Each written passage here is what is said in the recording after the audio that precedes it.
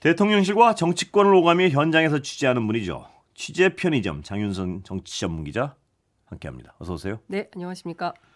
자, 오늘 무슨 얘기부터 좀 해볼까요? 뭐가 취재가 가장 많이 돼 있습니까?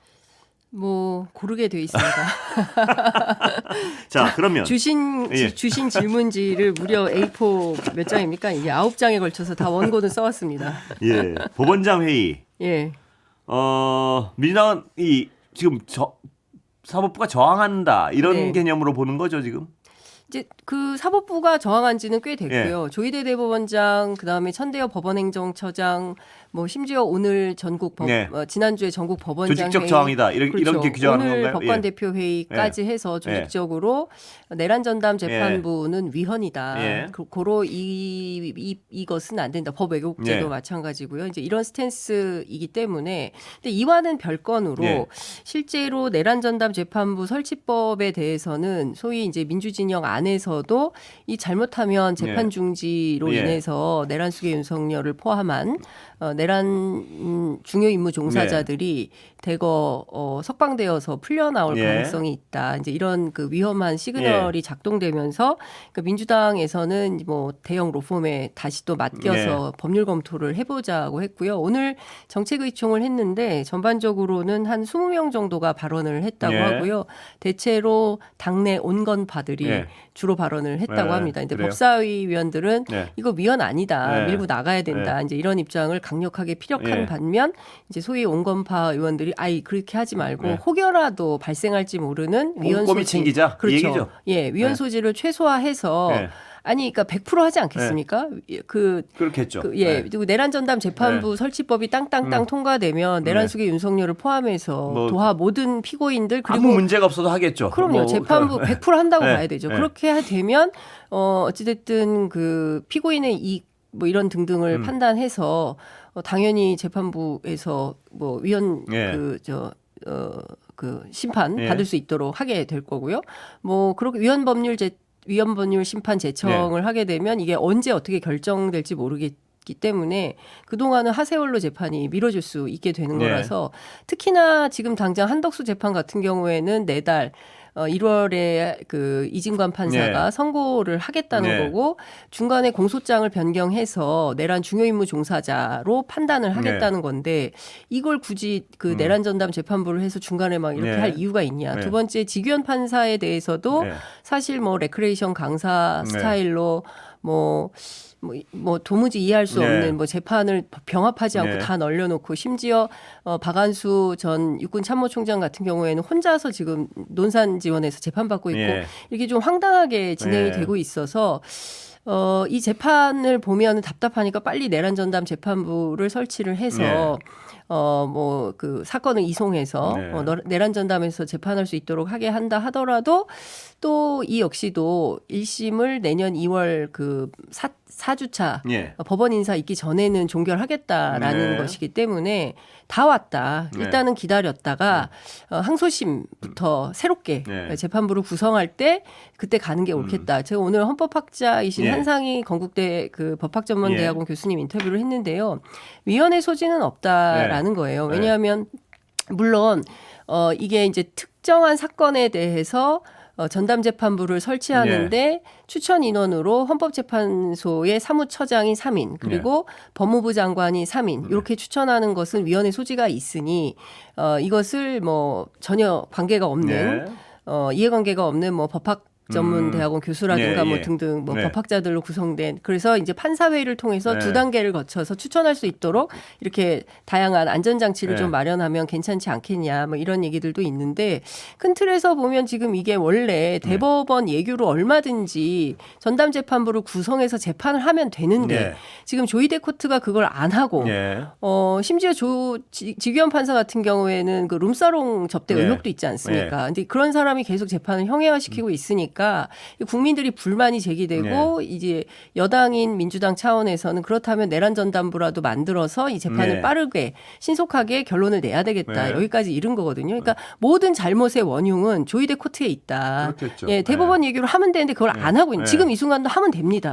그러면 위헌 소지가 없어요. 그렇습니다. 근데 그걸 안 하고 있으니까 이 난리가 나는 거다. 권한이 있는데 안 하고 있는 거 그렇습니다. 아닙니까? 그러니까 이거는 뭐야? 혹시라도 내란에 관여한 의혹이 있는 거 아닌가라는 의심을 갖게 되는 것이죠. 예. 자, 그래서 민주당 어떤 수순으로 갑니까 이제? 일단은 조금 볼 것 같습니다. 그러니까 당장 원래 예정대로라면 내일 있을 본회의에 이 안건을 올려서 바로 즉시 시행할 수 있도록 뭐 준비를 한다는 건데 어쨌든 로펌에 또 검토도 받아야 되고 당내 의견도 조율해야 되고 시민사회 의견 또 조국혁신당 이런 등등의 여러 뭐 정치 사회단체들의 의견을 종합해서 조금 천천히 가게 될 것 같다. 천천히라 하면 그 1심 판결 하여튼 전에 뭐 1심 판결 뭐 그 전후로 해서 그러니까 아마 그 타이밍은 좀 봐야 될 것 같은데요. 그래도 한 달 정도를 그럴 볼 수 것 같습니다. 있다. 그러니까 당장 뭐 이번 주 안에 일단 내일 본회의가 열리면 10일부터 다시 또 임시회가 시작이 되거든요. 그럼 그때 본회의 일정을 잡아서 하게 될 것 같고 내일은 아마도 비쟁점 법안 위주로 해서 본회의를 통과시키게 될 걸로 보입니다. 대강 스케줄은 알겠습니다. 자, 다른 얘기인데요. 네. 청탁 논란 빚어진 김남국 전 비서관. 네. 어떤 사안입니까? 보시기에 취재 보면. 그 오늘 대통령실 몇몇에게 물어봤어요. 이 김남국 사건을 어떻게 생각하느냐. 그랬더니 5글자가 돌아오더라고요. 뭡니까? 불쌍한 김비. 왜 그러니까 무슨 얘기냐면 사실 이제 기자들 출입 기자들 사이에서도 그 김남국 전 비서관에 대한 평가가 굉장히 좋았어요. 그러니까 그 일단 일주일에 한 번만 퇴근하는 걸로 알고 있습니다. 퇴근을 한 번만 한다고요? 산다고요 거기? 매주 금요일 라꾸라꾸 같은 거 갖다 놓고 일주일 내내 대통령실에서 기숙을 해가지고 그래요? 비서관이 그러고 있으니까 다른 직원들은 얼마나 더 일을 열심히 해야 되겠습니까? 그래서 이제 그 정도로 이제 국민주권 정부의 성공을 굉장히 기원하던 사람인데 어쨌든 말 실수죠. 그걸로 이렇게 날아가게 되니까 자기들도 굉장히 이 말에 대해서 그 내부에서 그 공직기강 쪽에서 엄청나게 세게 단속을 한답니다. 그러니까 뭐 기자님들 잘 모르셔서 그러는데 저희들 진짜 세게 단속받습니다. 그런데 그 와중에서 이런 일이 터졌기 때문에 이것은 가차 없이 일거에 인사 처리를 한 격이다. 그래서 같이 일했던 사람들 사이에서는 좀 매우 딱하다 이런 평가가 나오고 또 다른 측면에서는 어쨌든 여기는 정리를 했는데 문진석 수석 같은 경우에는 사과하고 끝낼 일이냐. 물론 이제 김병기 원내대표에게 그 칼자루가 넘어갔지만 그냥 사과하고 끝낼 거냐라는 비판이 있는 것 같습니다. 인사청탁이 전달됐습니까? 아니죠. 어제 강훈식 비서실장이 청탁 사실이 전달된 바 없다. 근데 본인과 관련된 건데 마치 이렇게 그 객관화해서 말해서 저 말의 의미는 뭐냐 이런 논란이 본인 하여튼 받지 않았다 이거 아니에요. 그렇죠. 그러니까 그 청탁을 직접 받은 바 없다라는 것을 사실로 확인했다라는 저건 건데요. 어떻습니까? 제가 어떤 이쪽에 좀 아는 사람이 한 얘기인데요. 김남국 비서관이 사실 그 김현지 비서관이나 이런 분들한테 누나 하지도 않는다면서요. 그런가요? 아니요. 김남국 비서관은 기자들한테도 형 누나 많이 합니다. 근데 거기는 친밀하지 않아서 누나 소리 안 한다는 얘기를 또 누가 하더라고요. 그 뭐 언론 보도 친한 척 하느라고 그냥 그렇게 얘기하고 또 민원을 받으면 전달도 안 한다 뭐 이렇게 얘기하는 사람들도 있고요. 그래서 불만이 많아요, 당에서는. 그러니까 김남국 비서관이나 뭐 등등 통해서 뭐 여러 가지 좀 전달을 하는데 그 세평을 굉장히 중시해요. 대통령실은. 그래서 어떤 인물이 딱 천거가 되면 그때부터는 전화가 엄청 돌아갑니다. 그래서 이자가 과거에 뭐 했는지 어떤 일이 있었는지 주변의 평가는 어떤지 해서 걸름망이죠. 전달을 잘 안 하죠. 그러니까, 전달이 안 된다는 얘기를 하더라고요. 그리고 인사가 늦다. 뭐 이런 얘기도 저도 주변에서 많이 들었는데 그러니까 뭐 듣는다고 해서 뭐 다 그대로 바로바로 토스하는 것은 아니고 당이나 뭐 정치권에서 그런 요구가 오면 걸러야죠, 당연히. 그래서 아마 전달받지 못했을 거다. 그리고 또 김현지 비서관은 스타일이 뭐라고 하도 이 표적이 되다 보니까 밥도 구내 식당에서만 먹고 그리고 자기 팀원 이외에는 일체 그 연락도 잘 안 한다는 소통도 잘 안 한다는 거예요. 그래서 업무 이외의 일에 대해서는 별 관심을 두지 않는다는 건데 그렇게 하는 이유가 대통령실 가보면 어떤 그런 기운은 느껴져요. 도대체 이 정부가 어떤 정부인데. 네. 그러니까 두 번의 시민혁명 정부가 있지 않았습니까? 네. 이제 문재인 정부는 촛불혁명으로 예. 탄생된 정부고 이 정부는 촛불혁명에 이어서 빛의혁명으로 네. 탄생된 정부이기 때문에 자신들이 잘하지 않으면 역사 앞에 죄를 짓게 된다는 네. 어떤 강박 같은 게 있어요. 그래서 제가 비근한 예로 경우에 따라서 밥 먹을 때 네. 뭐 그 만찬 같은 거 할 때 뭐 맥주도 마시고 예, 예. 이렇게 할 수 있잖아요. 예. 그런 것도 되게 조심해요. 아. 예. 그리고 아주 사소한 네. 그 뭡니까 영수증, 예. 절 이런 거 하나도 굉장히 꼼꼼하게 자기들이 실수하면 이건 예. 골로 간다라는 생각을 하기 때문에 근데 그런 와중에 이런 사건이 터지니까 본인들 내부에서도 기가 막히기도 하고 평소에 그래도 열심히 하던 친구인데 너무 안타깝다 이런 얘기도 하고 그러는 것 같습니다. 예. 하여튼 그러니까 그 절절한 심정은 대통령실 출입하는 기자들은 아마 그걸 다 김남국 예. 비서관에 대해서 적어도 출입 기자들은 좀 어떤 온정론을 가지고 있군요. 지금. 좀 안타깝죠. 아. 그나마 잘 그러니까 뭘 물어보면 네. 잘 확인이 안 되잖아요. 근데 그나마 열심히 취재해가지고 물어보면 확인해서 기자들한테 설명해 주 그렇죠. 예. 그 통로가 없어져 버리니까. 매우 아쉽습니다. 예. 특별감찰관은 지금 임명하는데 별 문제 없는 거죠. 아니 뭐 국회에서 추천하면 바로 네. 임명한다는 거고요. 뭐 예. 그런 거 가지고 거리끼거나 이럴 정도는 아닌 것 같습니다. 아 그리고 오늘 진짜 그 가장 어떤 또 뜨거운 얘기 중에 하나가 통일교 지원을 여당 의원들도 받았다. 네네네. 어떤 사람들이 대상이 되는 건가? 의혹을 받는 사람들은. 뭐 어쨌든 지금 뭐 확인을 좀 해보니까요. 그러니까 전체 15명 예. 정도가 된다고 오늘 통일교의 한겨레신문이 보도를 했어요. 예. 통일교가 지원한 민주당 정치인이 15명이나 되는데 왜 특검은 수사 안 했냐. 예. 이제 이 각으로 오늘 예. 하루 종일 언론이 이제 돌아다닌 것 같은데요. 실제 이 일에 그 중앙일보가 먼저 썼습니다. 통일교 민주당에도 후원금, 예. 특검, 국힘에 준 돈만 기소 이렇게 예. 이제 보도를 한 예. 건데요. 저도 좀 취재를 해보니까 실제로 한겨레가 15명의 명단을 모두 입수한 것은 예. 아니다라는 얘기가 나오고요. 예. 그런데 오늘 문화일보의 오후 예. 석간에는 10여 명의 명단이 돌아다닌다 이런 예. 보도가 나오기도 했습니다. 예. 그래서 관련해서 이 사건 취재 중인 취재팀에 직접 문의를 하니까 윤영호 전 본부장이 특정한 2명의 민주당 정치인 중 한 사람은 예. 2018년 통일교 지역 행사에 직접 참석한 사실이 언론 보도로 확인이 예. 되기도 했습니다. 특검팀에서 확인한 바에 따르면 1,000만 원 상당의 시계, 예. 4천만 원 상당의 현금 예. 이렇게 지원된 걸로 예. 파악이 되고요. 또 다른 정치인은 평소 통일교와 친분이 있었고 제가 기사 검색을 해보니까 2016년부터 예. 인연이 있는 것 같습니다. 이분은 3천만 원 상당이라고 하는데요. 특검팀은 윤영호 전 본부장 진술로 예. 시기, 과정, 방법, 절차 등을 모두 확인했다. 이렇게 취재팀이 저에게 얘기를 해줬는데요.